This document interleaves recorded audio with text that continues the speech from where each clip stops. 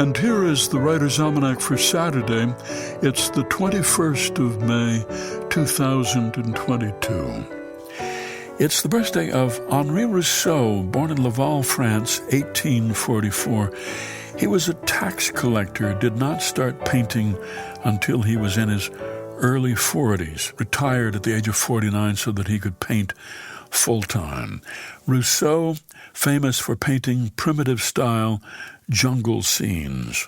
He was ridiculed in his lifetime, although many other painters admired him, including Picasso, who in the fall of 1908 was walking down the street in Montmartre when he noticed a portrait of a woman among a stack of canvases for sale outside a junk shop.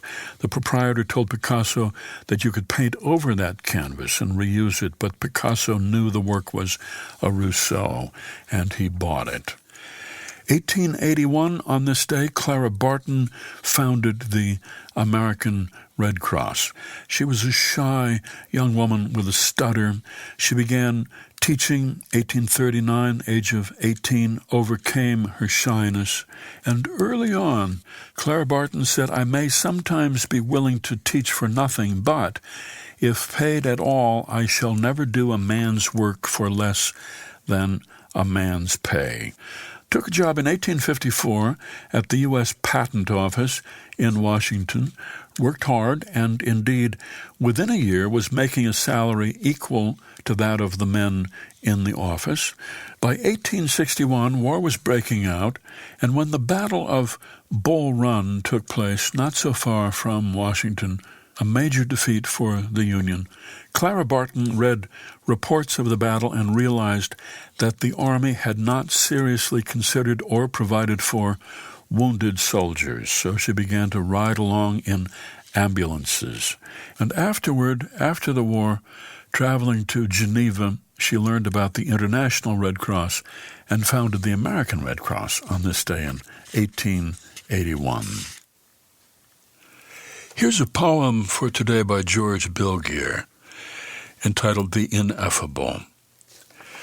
I'm sitting here reading the paper, feeling warm and satisfied, basically content with my life and all I have achieved.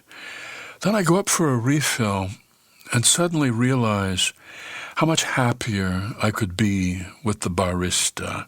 Late 30s, henna'd hair, an ankh or something tattooed on her ankle, a little silver ring in her nostril. There's some mystery surrounding why she's here pouring coffee and toasting bagels at her age.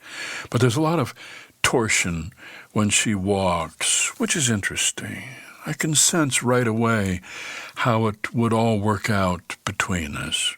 We'd get a loft in the artsy part of town, and I can see how we'd look shopping together at our favorite organic market on a snowy winter Saturday, snowflakes in our hair, our arms full of leeks and shiitake mushrooms. We'd do Tai Chi in the park. She'd be one of the few people who actually gets my poetry, which I'd read to her in bed. And I can see us making love by candlelight, struggling to find words for the ineffable. We never dreamed it could be like this. And it would all be great for many months, until one day, unable to help myself, I'd say something about that nostril ring, like, "Do you really need to wear that tonight at Sarah and Mike's house?" Sarah and Mike being pediatricians who intimidate me slightly with their patrician cool and serious money.